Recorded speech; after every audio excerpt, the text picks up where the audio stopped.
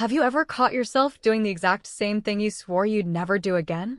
Not once, not twice, but over and over, in slightly different outfits, with slightly different people, in slightly different rooms, and somehow it always ends up feeling eerily familiar. Maybe it's the same kind of relationship, the one with the same ending every time even though it always starts differently. Maybe it's the same kind of argument, with different people wearing the same role. The same wall you keep running into at work, or with your family, or with yourself, late at night, when it's quiet enough to actually hear your own thoughts, and you can't distract your way out of them anymore. And you sit there thinking, why does this keep happening? Why do I keep becoming this version of myself I don't even like? What is actually running the show here? Because it clearly isn't me, at least not the me I think I am. A man named Carl Jung spent almost his entire life trying to answer exactly that question. Not in a cold, clinical, lecture hall kind of way. In a way that was honestly a little strange, a little mystical, deeply human, and, I think, more useful for actual real-life motivation and growth than almost anything the self-help world has produced since. So, let's talk about it. In plain, easy, no jargon language, because Jung's ideas got buried under 100 years of academic language, and underneath all of that, there's something genuinely comforting waiting for you. So get comfortable, maybe make some tea, and let's just sit with this for a while. Here's where Jung starts. He believed that most of us are only consciously aware of a small slice of who we actually are. Think of yourself like an iceberg. The part above the water, the part you can see, the part you present at work, in photos, in conversations with people you're trying to impress, that's just the tip. Jung called that part the persona. It's not fake, exactly. It's more like a costume you built early on, piece by piece, out of everything you learned would keep you safe, loved, accepted, and out of trouble. We all have one. The organized one. The chill one. The strong one. The one who has it together. The one who's always fine. And there's nothing wrong with having a persona.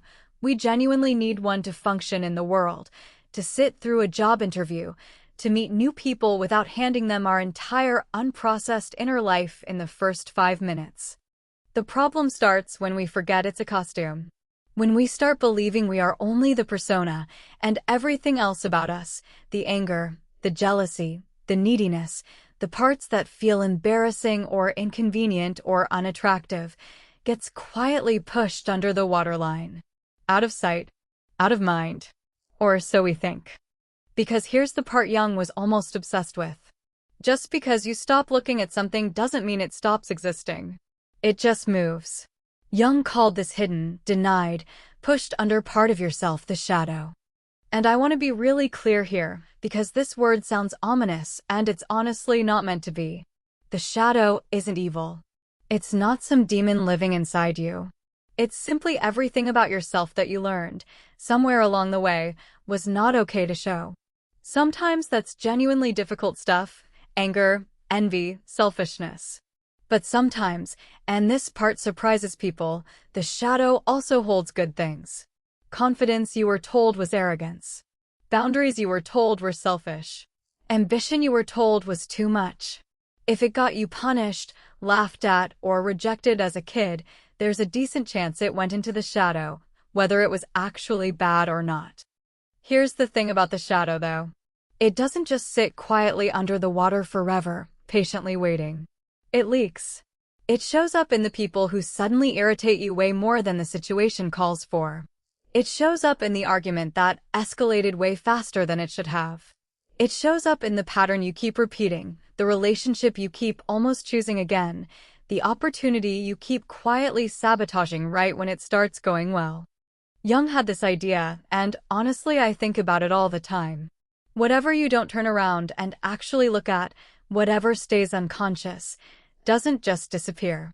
It keeps quietly running your life from behind the scenes. And when it does, when you can't see the strings being pulled, you end up calling the results fate. Bad luck. Just how things always go for you. Just who you are. Without ever realizing you actually had a choice buried somewhere in there, if only you'd been able to see what was really driving the car.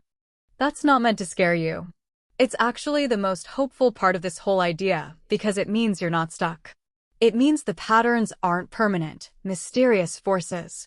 They're just unconscious, which means they can become conscious, which means you can actually do something about them. So how? How do you even begin looking at a part of yourself you spent years successfully not looking at? Jung's answer wasn't to fight the shadow, punish it, or perform some dramatic exorcism on yourself. His answer was much quieter than that, and honestly much kinder. He believed the goal was integration, not elimination. You don't destroy the shadow. You get to know it. You let it back into the room, at the table, as a real part of who you are, instead of locking it in the basement and pretending the noises coming from down there aren't your problem. Because here's the truth almost nobody tells you about growth. The things you keep fighting against in yourself rarely go away from the fighting. They usually just go quiet for a while and come back louder. But the things you finally sit down and actually look at, with curiosity instead of shame, tend to lose their grip on you. Not because you defeated them, because you stopped needing them to stay hidden. This is where Jung's whole idea of individuation comes in, and I think this is genuinely one of the most beautiful concepts in all of psychology. Individuation is Jung's word for becoming who you actually are. Not a better version of you, not a fixed or perfected you, not some idealized self you saw on a vision board once. Just you. Whole. All the pieces you've been hiding, minimizing, performing around, finally brought back together into one integrated person instead of a curated persona standing guard over a basement full of everything else you are. It's not a destination you arrive at, and then you're done either. Jung was pretty clear about that. Individuation is a lifelong unfolding, not a finish line. Which honestly takes so much pressure off, because it means you're not behind. There's no schedule you're supposed to be keeping. You're not failing at becoming yourself just because you're not there yet. Nobody ever fully is. That's not the point. The process itself is the point. Now let's talk about motivation specifically, because that's really what brought you here. Most of what we're taught about motivation is exhausting. Push harder. Want it more. Visualize the goal, grind, don't stop until you make it. And sometimes that works, for a while, until it doesn't, until you burn out and wonder why the fire went out even though you were doing everything right. Jung would probably say the fire went out because you were pouring all that energy into maintaining the persona, into performing the version of you that looks motivated, disciplined, put together, while the actual engine of who you are, the shadow, the buried parts, the real ones that don't match the vision board, was sitting there starved and unused the entire time. Real motivation, the kind that doesn't need to be forced, tends to come from alignment, not willpower. When the persona and the shadow are at war with each other, when part of you wants to rest and the other part is screaming that rest is lazy, when part of you wants to create something strange and honest and the other part is terrified of what people will think, you end up spending most of your energy on the war itself. There's nothing left over to actually move forward with. But when those parts start talking to each other instead of fighting, when you can admit the ambition and the fear in the same breath, the anger and the love, the softness and the edge, something shifts. You stop needing to force yourself into motion because you're no longer working against half of who you are just to get anything done.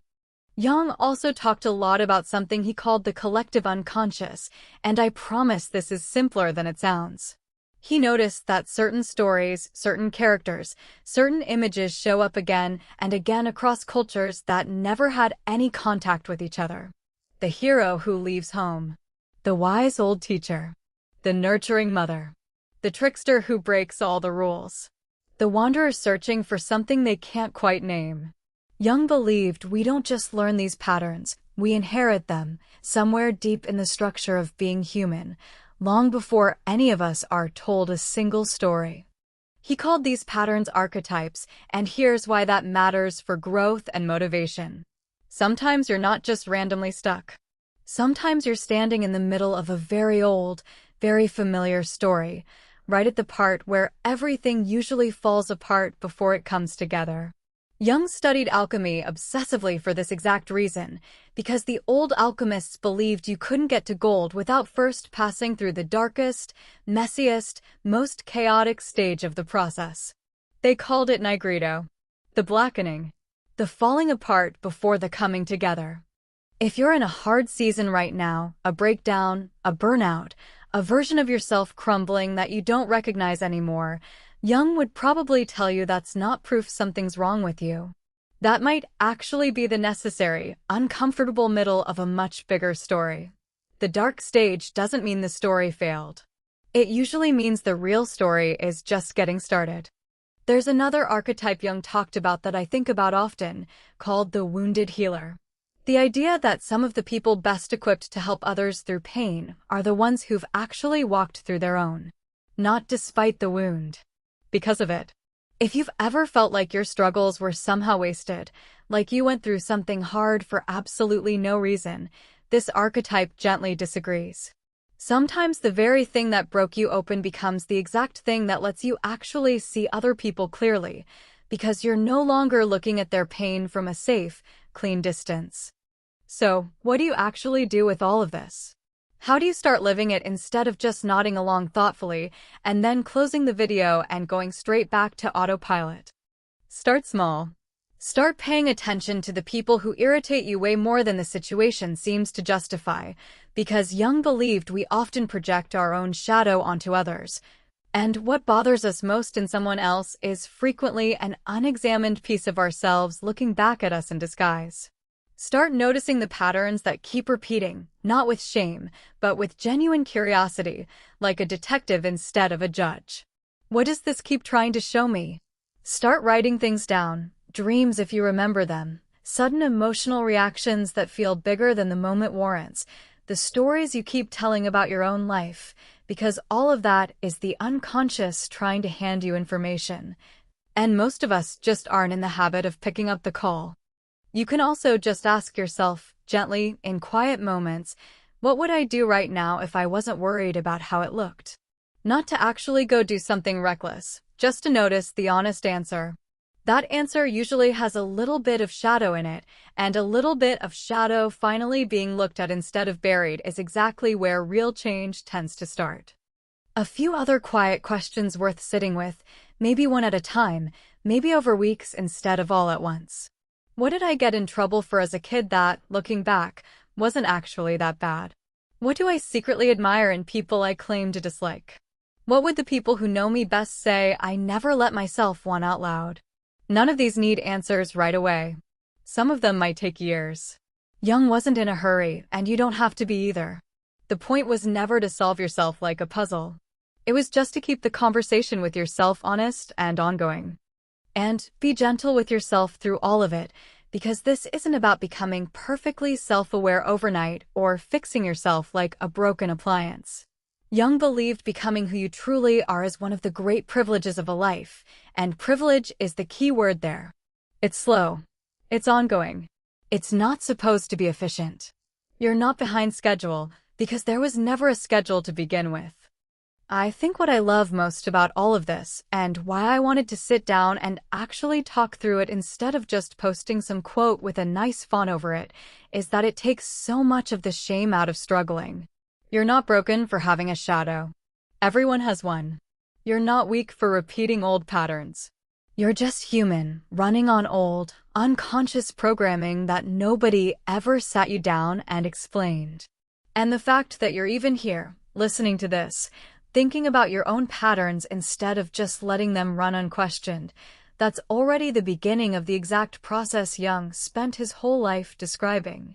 Growth, real growth, was never about becoming someone shinier or more impressive.